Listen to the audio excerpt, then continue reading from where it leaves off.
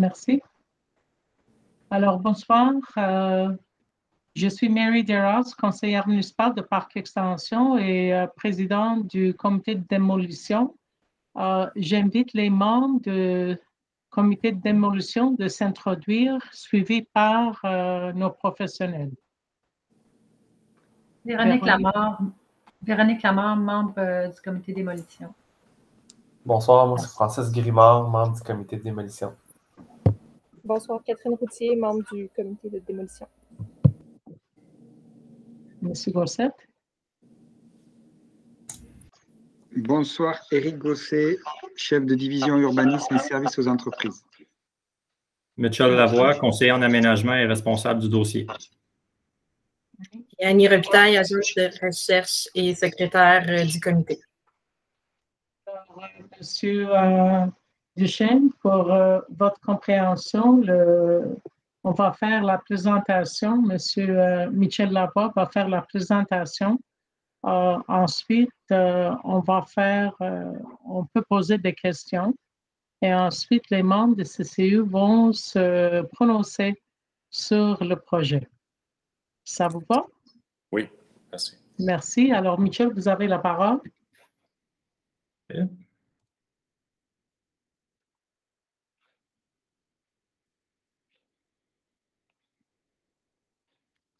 Est-ce que vous voyez bien mon écran? Oui, merci. Parfait. Alors, le dossier qu'on présente ce soir est un dossier de démolition visant 2 bâtiments adjacents sur la rue Saint-Hubert à l'intersection de la rue Villeray. Donc, on a les 76-47 à 66-47, excusez-moi, 76-47 à 76-51 Saint-Hubert, un bâtiment commercial de 2 étages qui est présentement vacant, et 76-59 à 76-71 Saint-Hubert, un bâtiment commercial et résidentiel de 2 étages qui est présentement vacant également. Le programme de réutilisation du sol dégagé prévoit la construction d'un immeuble de 3 étages avec construction hors toit. La hauteur du bâtiment est de 11,5 mètres. Avec la construction hors toit, on parle de 14,5 mètres. Il y aurait un rez-de-chaussée commercial sur la rue Saint-Hubert ainsi que 32 logements. Donc, un logement de 4 chambres à coucher, 2 de 3 chambres à coucher, 16 de 2 chambres à coucher et 13 de 1 chambre à coucher. Le taux d'implantation serait de 87 %. Il y aurait une cour intérieure paysagée comptant 2 arbres, un stationnement souterrain avec 17 unités de stationnement, 26 supports à vélo et une salle à déchets est prévue au sous-sol. Voici la localisation. Donc, on est sur la rue Saint-Hubert, à l'intersection de la rue Villeray. Il s'agit de lots transversaux qui ont aussi frontage sur la rue Saint-André à l'arrière. Le premier bâtiment visé est celui-ci, un bâtiment commercial de 1992 de 2 étages. On voit la façade sur Saint-Hubert et également à l'arrière sur Saint-André. Vous prendrez note ici du projet de réfection de la rue Saint-André qui s'est terminé dernièrement, à part les aménagements paysagers. Vous noterez que le trottoir du côté du bâtiment n'a qu'à peu près 90 cm de large. L'excroissance que vous voyez ici est sur le domaine privé, donc de la propriété visée. Le deuxième bâtiment visé est celui du coin, un bâtiment de 2 étages comptant 4 logements vacants et des locaux commerciaux au rez-de-chaussée. Le milieu d'insertion est caractérisé principalement par des bâtiments de 2 à 3 étages, généralement avec rez-de-chaussée commercial sur la rue Saint-Hubert. On note également la présence de l'église Notre-Dame-du-Rosaire immédiatement au nord de la propriété, de l'autre côté de la rue Villeray. Du côté de la rue Saint-André, également des constructions de 2 à 3 étages, parfois des bâtiments qui ressemblent davantage à des bâtiments de 4 étages également. Certaines nouvelles constructions, comme vous pouvez voir à droite. Au niveau du bâtiment commercial de 1992, c'est un bâtiment qui est considéré relativement sain par les experts conseillers en structure qui ont réalisé un rapport en mars 2021. Malgré le fait qu'il n'y ait aucun problème de structure décelé, L'ingénieur note quand même que tous travaux d'agrandissement en hauteur ou de conversion à la fonction résidentielle viendraient avec une facture de près de 3 millions de dollars, soit près de 6 fois la valeur du bâtiment existant. Et ça, c'est pour assurer une capacité portante au niveau de la structure d'acier, qui est une structure légère actuellement, l'insuffisance du contreventement sismique avec les normes actuelles et la difficulté d'excaver en sous-œuvre. Donc, la direction considère que la démolition est justifiée par l'opportunité de densification résidentielle dans le cas de ce bâtiment-là précisément. C'est une autre histoire au niveau du bâtiment au coin. Ce bâtiment-là est en très mauvais état. Donc, on parle de beaucoup de fissuration de briques, beaucoup d'endroits où il y a infiltration d'eau, notamment au niveau des parements qui se détachent, au niveau de la toiture qui est en mauvais état, au point où la structure, par endroits, est exposée directement aux intempéries. On voit ici quelques photos supplémentaires de la fondation. En fait, la notation ici est erronée, je m'excuse. On voit ici qu'il y a une fuite d'eau dans le vide sanitaire qui a causé des dégâts quand même importants. Des dommages par fuite d'eau également provenant du deuxième étage vers le rez-de-chaussée commercial. Et on voit aussi qu'il y a une déformation d'une des poutres sous l'un des logements. Le rapport réalisé en mars 2021 révèle que les coûts de rénovation de ce bâtiment s'élèveraient à environ 500 000 $, soit 2 fois la valeur du bâtiment. Là aussi, on considère que la démolition est justifiée, mais cette fois-ci par l'état du bâtiment et l'écart entre sa valeur et la valeur du terrain. Au niveau de la valeur patrimoniale, il y a une analyse patrimoniale qui a été faite par l'architecte du projet en mars 2021 également, qui regroupe les deux bâtiments. Donc, celui qui est commercial de 1992, il n'y a pas de valeur patrimoniale particulière, notamment en raison de son âge. Ce n'est pas un témoin architectural très significatif de son époque non plus. Au niveau du 76-59 à 71 Saint-Hubert, le bâtiment actuellement n'a pas beaucoup d'éléments architecturaux d'intérêt. C'est un bâtiment qui a été fortement modifié avec le temps.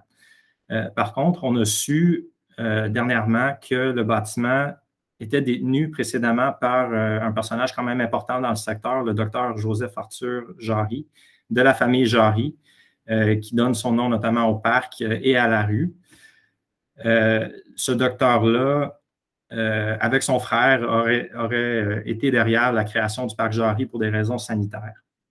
On voit ça à quoi avait l'air le bâtiment à l'origine. Donc, on voit qu'il a tout de même été très, très modifié et la plupart des éléments architecturaux d'origine ont été perdus. L'étude supplémentaire qui a été réalisée suite à cette découverte-là nous fait la suggestion de prévoir une plaque commémorative sur une nouvelle construction. Donc, pas nécessairement de conserver le bâtiment existant, étant donné qu'il a perdu la plupart de ses composantes, mais dû au fait notamment qu'il y a une photo du bâtiment à l'époque, que ce serait un geste approprié de commémorer au moins ce bâtiment-là et ce personnage-là par le biais d'une plaque commémorative. La réglementation applicable à une nouvelle construction, on est dans un secteur où on permet des usages commerciaux au rez-de-chaussée et un nombre théoriquement illimité de logements. La hauteur doit être de 2 à 3 étages, maximum 12,5 mètres. Le mode d'implantation doit être contigu par rapport aux voisins. Le taux d'implantation peut atteindre 100%. La marge avant principale sur Saint-Hubert doit être entre 0 et 2 mètres. Sur les marges secondaires, donc du côté Villeray et Saint-André, c'est de 0 à 4 mètres. Voici le projet de remplacement qui est proposé. Donc, on voit que c'est un bâtiment mixte avec rez-de-chaussée commerciale sur la rue Saint-Hubert, comprenant 2 locaux et 32 logements, donc répartis principalement au 2e, au 3e étage, ainsi que dans la construction hors toit, mais également au rez-de-chaussée et une partie du sous-sol du côté de Saint-André. On voit ici 2 autres vues du projet. On voit notamment que le bâtiment est implanté à marge 0 des 3 côtés. l'entrée du garage du stationnement souterrain serait du côté de Saint-André. L'entrée principale serait sur la rue Villeray, où il y a l'ascenseur juste derrière, donc accessible par des marches pour aller atteindre la cour intérieure. Il y a aussi une entrée du côté de Saint-Hubert, par Pas-Cochère, où il y a aussi une rampe d'accessibilité universelle. Voici l'implantation. Donc, on parle d'un taux d'implantation de 87 %. On voit bien l'alignement zéro des trois côtés. La cour intérieure qui est proposée, il s'agirait des entrées principales des logements. Donc, il y aurait une ceinture de coursives au-dessus de la cour intérieure. La largeur de la cour jusqu'au sommet du bâtiment fait 4,26 mètres. Au rez-de-chaussée, vous allez voir qu'elle est légèrement plus large pour les aménagements paysagers. L'espace qui est laissé libre vraiment au ciel a une largeur de 1,72 mètres. Pardon. Donc, au sous-sol, il y a 17 cases de stationnement qui sont proposées. On voit aussi la salle à déchets et des locaux techniques. On voit également les sous-sols de certains logements, principalement les chambres à coucher. Au rez-de-chaussée, on retrouve ces mêmes logements, mais leur partie, évidemment, qui se retrouve au rez-de-chaussée, avec leur entrée principale, de ce côté-là. Des terrasses privatives pour ces logements, mais aussi un espace commun pour les résidents qui serait aménagé et qui prévoit la plantation de 2 arbres, des amélanchiers, des arbres à petit déploiement. Il y a eu un plan d'aménagement paysager qui a été fait pour valider la viabilité de ces plantations-là. On voit du côté de Saint-Hubert qu'il y a une rampe d'accessibilité universelle. Les 2 locaux commerciaux sont accessibles de plein pied et l'ensemble des étages sont accessibles à travers un ascenseur. Donc, on peut considérer que ce bâtiment-là est accessible universellement, mais les logements ne sont pas adaptés à 100 %. Les rez-de-chaussée, les espaces communs des logements sont accessibles par contre. Au 2e étage, c'est principalement les plus petits logements qui sont prévus dans le projet. Donc, c'est des logements sur un niveau, mais des logements tout de même traversants qui donnent sur la cour intérieure et aussi sur les rues avoisinantes. Chacun des logements a une petite loggia. Le 3e étage, donc ces logements-là ont tous accès à la construction hors toit également. On retrouve ici. Et chacun de ces logements-là au 3e étage a également sa terrasse privative à l'extérieur. Vous noterez que les reculs qu'on exige par rapport à la construction hors toit, au garde-corps et à la cage d'ascenseur ne sont pas respectés du côté de la rue Villeray. Ces éléments-là feraient l'objet d'une dérogation mineure advenant à l'acceptation du dossier. Au niveau des élévations, le parement principal qui est proposé est un bloc de béton architectural de couleur blanche qui tire sur le gris. Le format serait normand, donc une brique assez étroite, mais longue. Au niveau des accents, il est proposé d'installer un parement métallique de couleur cuivre. Et les terrasses seraient en bois traité au niveau du toit. La construction hors toit serait revêtue d'un parement métallique de couleur blanche posé à la verticale. Donc, voici les autres côtés, les autres façades. Du côté latéral donnant sur le voisin mitoyen, il est proposé d'utiliser le même parement. Donc, on n'irait pas avec un bloc de béton brut. Ça serait vraiment un bloc architectural comme sur les autres façades. Donc, pour mieux comprendre la cour intérieure, on pourrait commencer par le rez-de-chaussée. Donc, le rez-de-chaussée où la cour intérieure est à son plus large. Donc, on parle d'une largeur de 6,8 mètres. Par contre, quand on prend en compte les coursives au 2e et 3e étage, on a une ouverture de seulement 1,7 mètres. La largeur globale aux étages, incluant les coursives, est de 4,3 mètres. On voit que l'intérieur de la cour serait revêtu du même parement métallique que les constructions hors toit. Et au niveau des aménagements paysagers, c'est principalement des essences arbustives qui sont proposées, qui sont adaptées à l'ombre, mais on a aussi les 2 arbres, les 2 amélanchiers qui seraient plantés dans la cour. Au niveau de l'ensoleillement, il y a un impact évidemment non négligeable du côté de la rue Saint-André, mais on parle ici d'un projet qui est conforme à la hauteur, qui remplace des bâtiments de 2 étages. Donc, on considère que l'impact est tout de même acceptable de ce côté-là. Voici un référent par le même promoteur, donc M. Duchesne, qui est présent ici. C'est le projet LUMI, qui a des caractéristiques quand même semblables au projet qu'on regarde ce soir. Vous noterez par exemple le bloc de béton. Ce n'est pas exactement le même modèle, mais il y aurait sensiblement la même coloration, le même format. C'est aussi un promoteur qui est reconnu pour la création de cours intérieurs sur la rue Saint-Hubert, où on a justement ces caractéristiques de l'eau traversant du côté de Saint-André. Donc, on voit ici un exemple de cours intérieur, évidemment en construction. Celle-ci est légèrement plus grande que ce qui est proposé dans le projet qu'on voit ce soir. On a reçu une lettre d'opposition d'un citoyen le 29 novembre qui dit qu'il est contre le projet, étant donné qu'il ne respecte pas l'esprit du quartier. On dit que le projet devrait être davantage familial. Il ne voit pas comment les logements seraient adaptés à une clientèle familiale. Il dit également qu'il ne semble pas y avoir assez de stationnement au regard du nombre d'unités. Il parle aussi du fait qu'un certain nombre de cases de stationnement ont été retirées du côté de la rue Saint-André en lien avec les travaux de réfection. D'ailleurs, je ne l'ai pas mentionné tout à l'heure, mais cet aménagement-là sur la rue Saint-André serait une rue partagée, donc les gens pourraient techniquement circuler sur la chaussée également. Il y aurait un marquage en ce sens.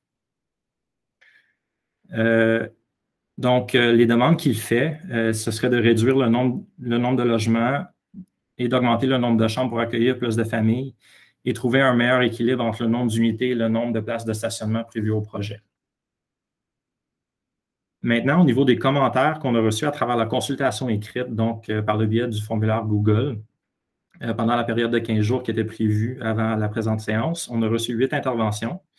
Les commentaires vont dans le même sens que la lettre d'opposition. Donc, au niveau du stationnement, le nombre est jugé trop élevé et que ce serait incompatible avec la transition écologique et tous les risques qui viendraient avec la congestion due au nombre de nouveaux résidents.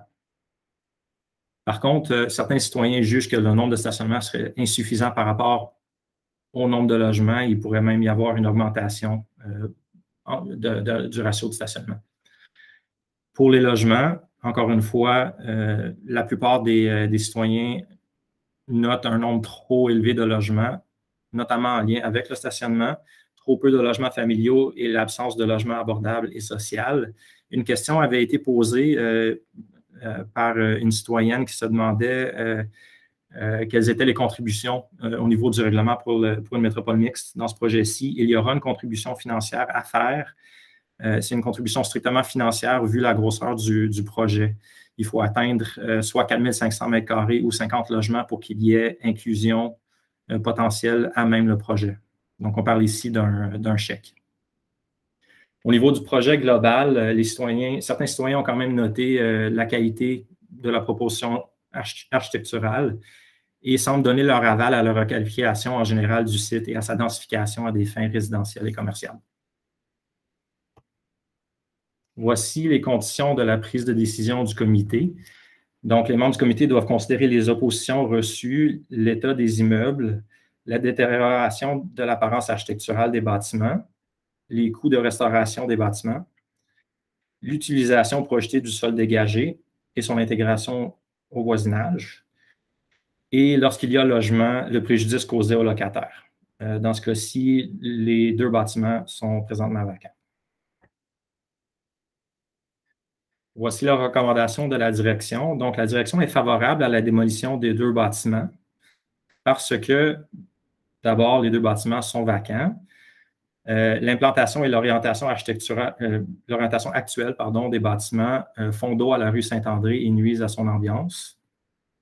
Il y a de nombreuses déficiences au niveau de l'entretien du bâtiment situé au coin.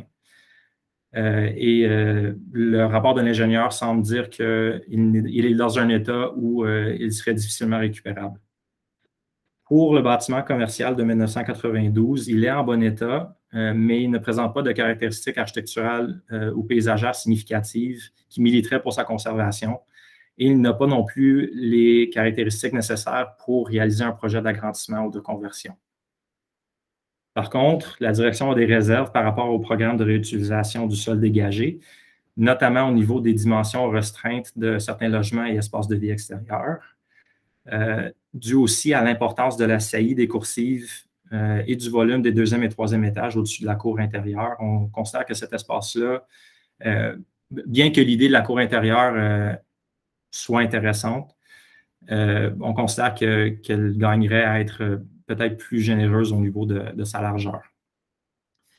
Ensuite, on a noté une qualité peut-être un peu manquante au niveau de l'intégration du projet du côté de la rue Saint-André, considérant le peu de dialogue entre la façade proposée et les domaines publics et l'absence d'une marge de recul malgré la faible largeur du trottoir. Donc, si on prend tout ça avec les commentaires qui ont été soulevés par les citoyens, on considère que le nombre de logements devrait peut-être être revu dans ce projet et on devrait étudier la possibilité d'intégrer un léger recul au bâtiment du côté de Saint-André. Une condition qu'on reconduit du rapport d'études patrimoniales qui a été réalisé, c'est qu'une plaque commémorative décrivant l'historique de la propriété en lien avec le docteur Jarry soit installée sur le nouveau bâtiment près du coin des rues Saint-Hubert et Belleville. Merci. On peut maintenant passer à la période de questions. Merci, Michel. Véronique, avez-vous des questions? Catherine? En fait, peut-être une question pour Francis. Toi qui s'y connais bien dans les plantes, je partage les questionnements de la direction là, sur le 1,7 mètres de disponible pour éclairer la verdure qui est planifiée là, dans la cour. Je serais curieuse de t'entendre là-dessus parce que ça me semble, je partage l'avis de la direction, ça me semble bien peu pour... Si je peux me permettre, Mme Routier, juste une petite intervention. On a parlé de la distance, là, qui est uniquement l'espace qui est ouvert entre les deux coursives. Par contre, il faut également compter les deux coursives qui font chacune à peu près 3,5 pieds. Donc, on rajoute un 7 pieds. Pourquoi on rajoute ce 7 pieds-là? C'est parce que la passerelle est en caillebotis. Donc, elle est ajourée. Puis l'autre intervention qu'on a fait pour améliorer l'apport en lumière, c'est d'avoir deux escaliers qui sont ouverts. Donc, autant du côté de Villeray, on a un important apport parce qu'on vient scinder le bâtiment en deux. Donc, on a un apport de lumière de ce côté-là. Et de l'autre côté, au sud, on a aussi dégagé l'escalier. Donc, c'était juste une intervention et je vous laisse... Merci, M. Duchesne. J'aurais dû mentionner ces éléments-là pendant la présentation, mais merci pour les précisions. Pour ma part, c'était une question que j'avais. Pour ce qui est des végétaux, puis on a vu dans le référent que Mitchell nous a montré que les coursives en caillebotis.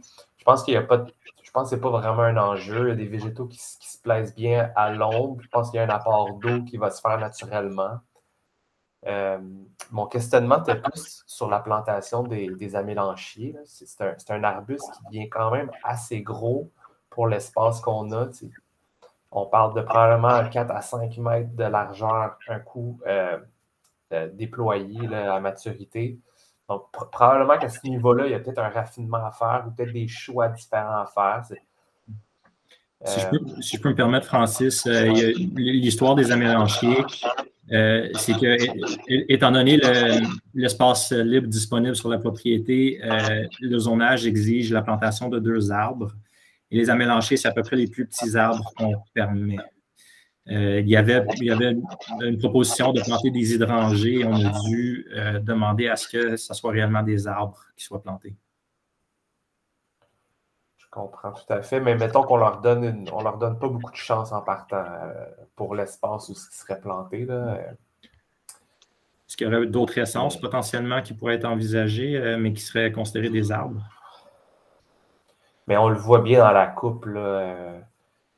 Là, comme ça, rapidement, là, je ne pourrais pas en nommer. Il faudrait faire une recherche pour regarder les différentes essences, mais déjà, on le voit bien que ce n'est pas un endroit où on peut. C'est pas un endroit propice à la plantation d'arbres. Faut pas oublier quand même au rez-de-chaussée, on a près de 22 pieds là, de largeur de cour intérieure, qui est beaucoup plus large que ce que vous avez vu sur la photo du projet qui est en cours présentement. Là. Donc, on est allé... Le déploiement de l'arbre, là, même si tu as de l'espace au sol, après ça, si l'arbre essaie de faire des arbres. On a eu une architecte paysagiste qui a vraiment pris le temps de regarder le dossier.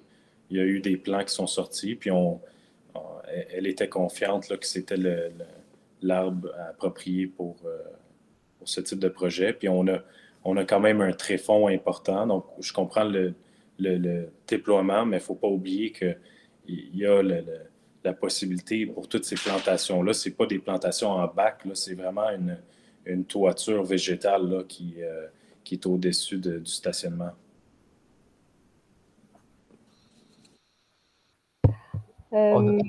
Juste une petite question vite. On a combien de hauteur entre le niveau rez-de-chaussée à l'entrée de la cour puis les coursives du deuxième? Les commerces font près de... on aurait autour d'une dizaine de pieds, là, facile. OK.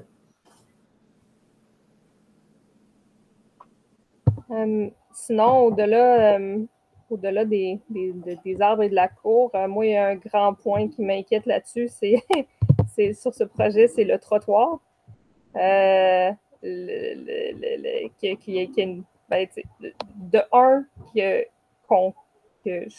de la difficulté à comprendre comment la ville a fait pour juste faire un trottoir comme ça, là, sans penser que si quelqu'un veut se construire à la limite zéro, ça crée un problème. Fait que ça, je suis légère déception, là.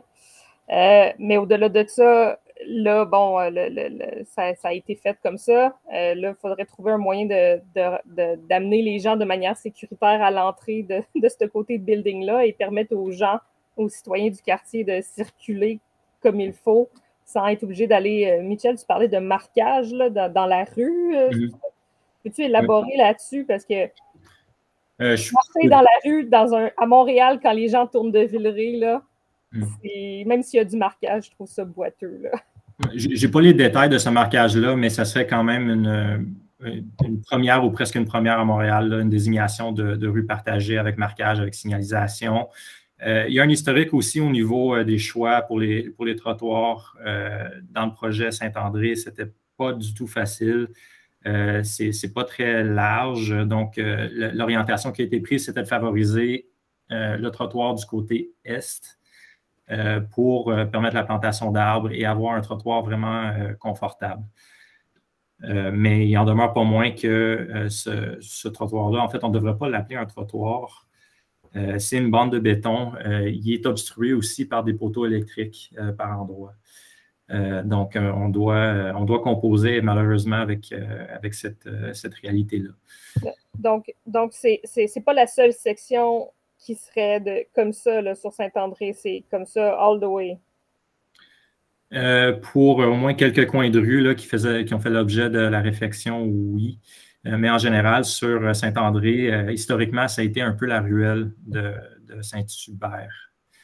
Donc, il n'y avait jamais de dialogue à l'arrière des bâtiments et c'est ce dialogue-là qu'on essaie de créer graduellement.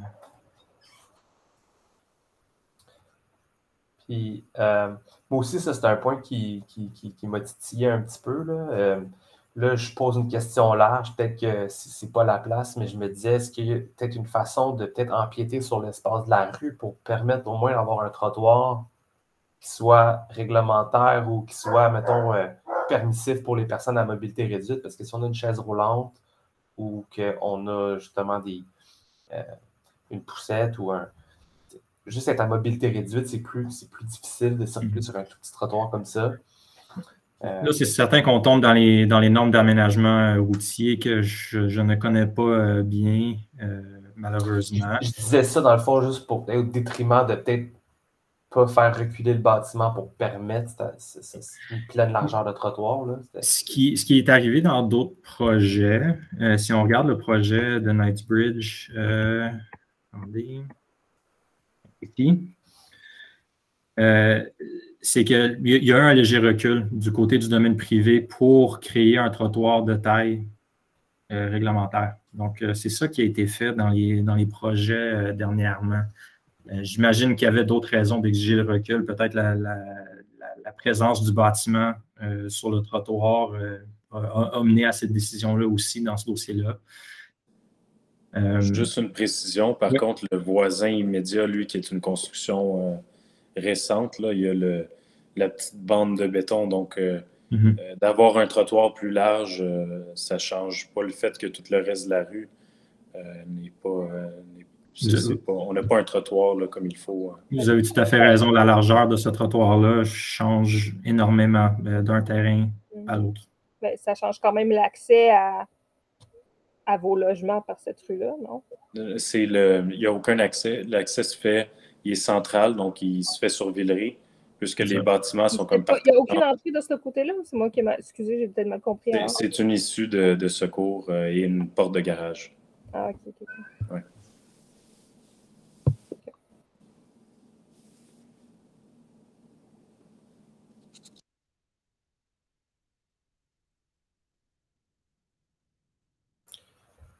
Moi, ça faisait le tour des questions pour moi.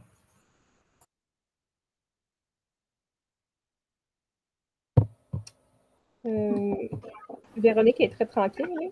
Moi, en fait, c'est ça mes questions. En fait, vous en avez pas mal parlé, là, fait que je ne les poserai pas. C'était surtout sur le côté Saint-André là, qui me... J'étais un peu d'accord avec la direction là, au niveau du langage de la rue Saint-André. C'est un beau bâtiment, c'est un beau projet. Là, mais c'est ça, là, c'était mon seul bémol aussi. Vous avez tout discuté de ça, là, le trottoir, tout ça. Là, donc, est-ce que c'est la marche, de mettre une petite marge qui va changer quelque chose? Je ne sais pas. En fait, le bâtiment est aligné sur son voisin, c'est ça? De ce côté-là, non, il est pas mal avancé par rapport au voisin. OK. Puis qu'il soit... On voit ici. Ah, OK. Ah ouais, fait que une autre chose à considérer, c'est vraiment la typologie aussi du terrain. On veut offrir des espaces de qualité aux gens. Donc, on a tous des logements qui sont traversants. C'est ce que nous permet une cour centrale. Un bâtiment standard, comme tous les autres promoteurs vont faire, n'aura pas ce genre de bénéfice-là pour l'usager. Mais étant donné la profondeur du terrain qui nous restreint par rapport à si on remonte juste à quelques coins de rue, si on prend juste le projet LUMI qu'on a fait, on a à peu près une différence de profondeur de 10 pieds de terrain. Donc, plus on élargit la cour, mais c'est ce qui fait qu'on est aligné de cette façon-là. Ça, Charles, c'est ce que vous m'avez expliqué par rapport à l'UMI, c'est ce qui a permis la création des entrées résidentielles. Dans ce projet ici, sur Saint-André, derrière le projet LUMI, c'est des entrées directes vers les logements pour votre information. Là, il y a un léger recul. Mais le terrain serait plus large, il semblerait.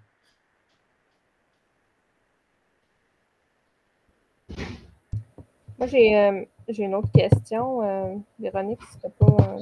Non, mais moi, c'était juste là-dessus que ça portait, en fait, mes commentaires. Excellent, merci. Michel, tu parlais par rapport aux éléments au toit, je ne sais pas si, tu sais, comme que certains éléments n'ont pas la bonne marge, puis il faudrait qu'on en reparle. Est-ce que c'est quelque chose qu'on parle plus un peu plus tard quand on est dans le CCU ou... C'est advenant l'autorisation du projet, on le présente au CCU pour dérogation mineure et pour payer en nouvelle construction, et c'est à ce moment-là qu'on va aborder ces questions-là. OK, excellent. Puis, Puis la dernière question, parce que ça a été soulevé par les citoyens, puis on n'en a pas, c'est pas soulevé ni par moi-même, Véronique ou Francis, par rapport au nombre de logements puis à la grandeur.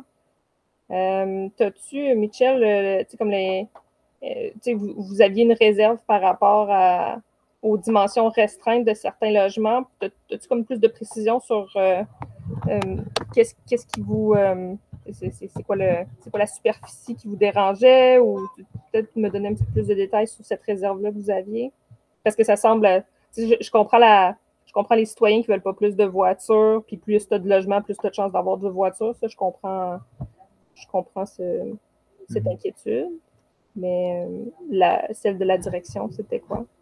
C'est certain qu'on milite toujours pour le plus de logements familiaux possible. Je reconnais que M. Duchesne a quand même fait un effort à ce niveau-là pour ajouter plus de logements familiaux. On était à 35 logements initialement, maintenant on est à 32, ce qui a permis la création notamment d'un grand logement de 4 chambres à coucher sur 3 niveaux. Mais l'ensemble des logements, disons, la superficie moyenne des logements est relativement restreinte. La mixité est pas si mal, mais la superficie des logements comme telle nous semble assez restreinte, surtout au 2e étage.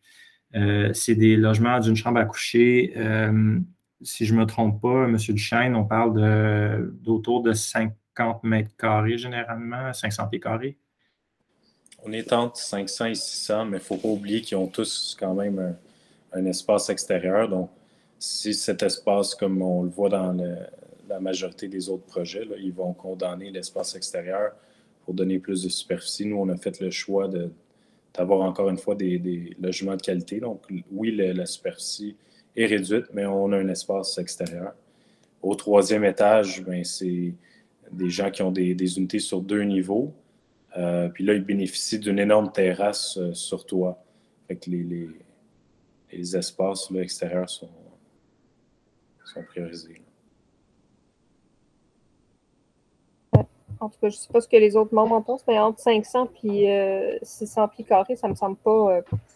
C'est pas super grand, non? C'est pas super grand, mais en même temps, ça ne me semble pas un logement de... On ne parle pas de studio, on parle quand même des logements qui sont très fonctionnels. Oui, ils ont toujours des chambres à coucher, effectivement. Ouais. Ça ne me semble pas choquant là, quand même comme superficie. Après Est-ce que vous l'avez peut-être dit, mais c'est des logements, c'est locatif, ça, c'est pas des condos? C'est des condos. OK, c'est des condos.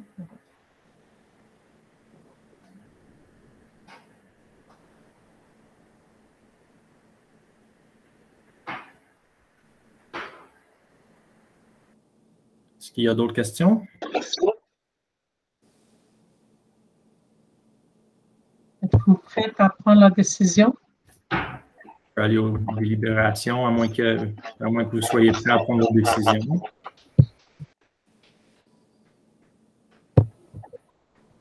Ça va, j'ai plus de questions. Oui, Catherine?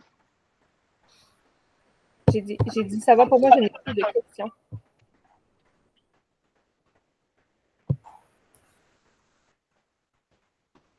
Véronique, Francis? J'ai plus de questions. Même chose. Alors, êtes-vous prête à prendre la décision? Oui. Pour ma part, en fait, j'accepte la démolition. Je suis favorable à la démolition, moi aussi. Favorable pour la démolition. Bon. Alors, Parle bien de la démolition du projet de remplacement. Et le projet de remplacement. Oui, ça je l'ai dit aussi. Oui. Parfait. Est-ce que vous souhaitez imposer des conditions? Ben, moi, je suis d'accord avec votre aspect de plaque de commémoration.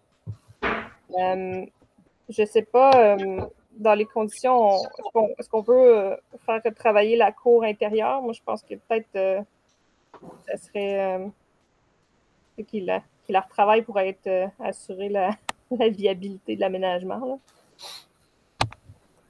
Dans les conditions pour rattacher à la décision, il faut quand même qu'on essaie d'être le plus précis possible. Michel, est-ce que tu pourrais, pour faciliter la prise de décision, réafficher la diapositive avec nos recommandations, comme ça qu'on les ait à l'écran? Merci.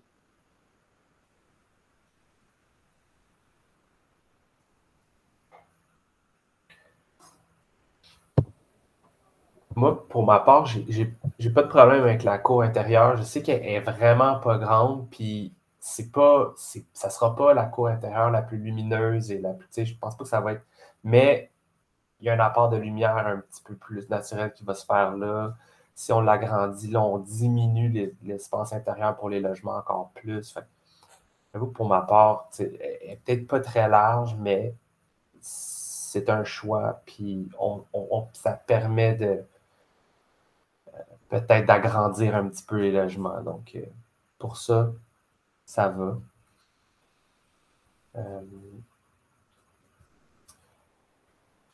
Moi, j'ai comme encore une réticence par rapport au trottoir, l'alignement, d'être vraiment à zéro, puis d'avoir un bout de trottoir de 90 cm. Ça me dérange un petit peu plus. J'aimerais ça qu'on puisse se reculer un peu, permettre d'avoir quelque chose qui serait comme aux normes d'accessibilité universelle. Surtout qu'on est très, très, très avancé par rapport aux voisins. Je pense que c'est pas grand-chose. Donc, pour ma part, ça serait plus cet élément-là que j'aimerais mettre comme condition. Est-ce qu'il y a une largeur de recul que tu souhaiterais indiquer? Mais en fait, je pense que d'avoir un espace de circulation d'au moins 1,8 m, d'avoir un trottoir qui fait au moins 1,8 qui se trouve être pas mal dans la norme de tout ce qui est accessibilité universelle serait souhaitable. Bon, on parlait de ne pas réduire les logements. Une marge, c'est ce que ça l'impacte. Oui.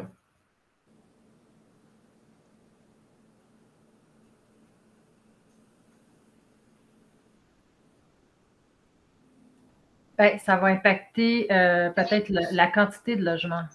Non, c'est la qualité vraiment des logements. Il y a ça peut être disposé autrement. Là. Il faut comprendre les demandes aussi qui ont été faites par rapport aux espaces commerciaux. On nous a demandé de les agrandir. C'est ce qu'on a fait. On nous a demandé d'agrandir la cour intérieure. C'est ce qu'on a fait. On a sacrifié des logements. On n'a pas de limite au niveau de la densité et on est dans un seuil qui est assez faible. Pour 4 lots, un lot à Montréal, c'est 25 pieds de façade généralement. En moyenne, 8 unités par lot. On est à exactement ça, 32.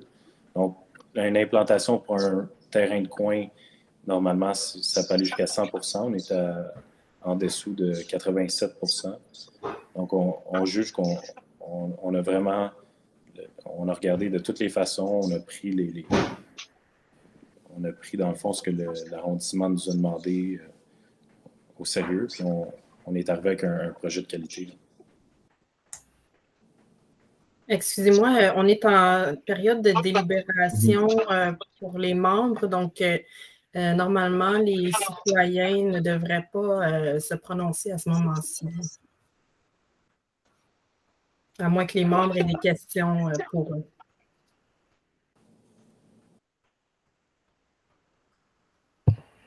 Je suis un peu... Pour aller dans le même sens que Francis, c'est ça, c'est ce qui me bug le plus aussi, mais puis aussi, c'est ça qu'on... Il n'y a pas une grosse largeur de trottoir, puis les journées où je ne sais pas c'est sur quelle rue que les déchets passent, mais quand tu sors les poubelles, il y a comme carrément juste plus de place pour passer. C'est spécial, là, mais là, c'est quoi les options qu'on a si c'est pas le recul du bâtiment? La ville peut élargir, mais là, ça c'est un autre département. Fait que, en fait, je ne sais pas, là, il n'y a pas. Quelles sont les autres solutions? Là?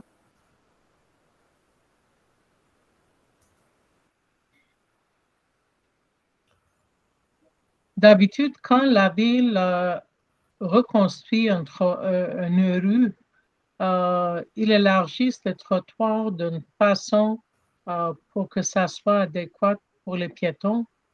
Mais si le bâtiment est en recueil, c'est pas pour que le trottoir soit plus grand, parce que le trottoir, c'est un lieu public, n'est-ce pas? C'est, en tout cas, on peut parler ça quand on va parler du projet du redéveloppement pour le projet. Mais présentement, le projet de construction de remplacement, est-ce que par rapport aux autres bâtiments du côté Saint-Hubert ou Saint-André, c'est aux mêmes lignes que les voisins? Il n'y a pas d'alignement uniforme nulle part sur Saint-André du côté ouest. Les nouveaux bâtiments, en majeure partie, avaient un léger recul. Donc, comme le projet que je vous ai montré de Knightsbridge, où il y avait un recul suffisant pour créer le trottoir, même s'il est à cheval sur le domaine public et le domaine privé. Mais il n'y a aucune uniformité de ce côté-là, Mme De Ross. Parce que si c'est l'affaire sur le trottoir, c'est que si on veut mettre une condition, c'est là, c'est pas après, right? C'est pas quand on va faire le programme de réutilisation. Là, si au CCU, vous pouvez émettre des réserves également ou des conditions. Vous avez cette option-là aussi. C'est pas facile. Non, mais là, on réfléchit pendant qu'on parle, pendant qu'on voit toute la présentation. Je pense que par contre, il y a un point quand même qui a été dit, puis je pense que c'est important. C'est vrai que à partir du moment que le bâtiment ou le propriétaire du terrain s'installe dans ses limites, qui se trouve être sa limite de propriété, c'est vrai que tout ce qui est question d'accessibilité ou de circulation, là, on parle de trottoir. Là. Peut-être que ça tombe peut-être plus dans la cour de la ville que du requérant ici là, qui veut faire son projet. Là, fait que, on dirait que là, je suis plus certain. Est-ce qu'on lance ça dans l'air, puis peut-être qu'on envoie ça peut-être plus dans la cour de la ville, de peut-être revoir ou éventuellement définir une ligne pour le trottoir de l'autre côté. Mais je pense pour ma part, là, je pense que je retirerais cette condition-là ou ce que j'ai amené là, pour ce qui est de la largeur de circulation.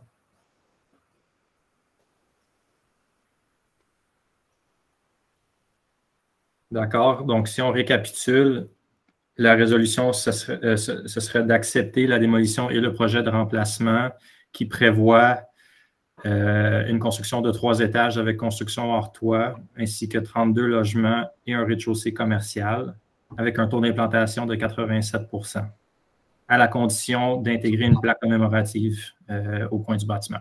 Est-ce que ça résume bien? Oui. Oui. Parfait. Donc, on l'entérine? Oui. D'accord. Merci beaucoup. Merci. On a besoin d'un proposeur et d'un appuyeur. Je vais proposer. Je vais appuyer. Merci bien. Parfait. Donc, simplement un rappel, il y a un délai d'appel de 30 jours qui est prévu après le prononcé de la présente décision. N'importe qui peut interjeter appel de cette décision par écrit à la division du greffe, au service du greffe de l'arrondissement ou par la poste. Merci.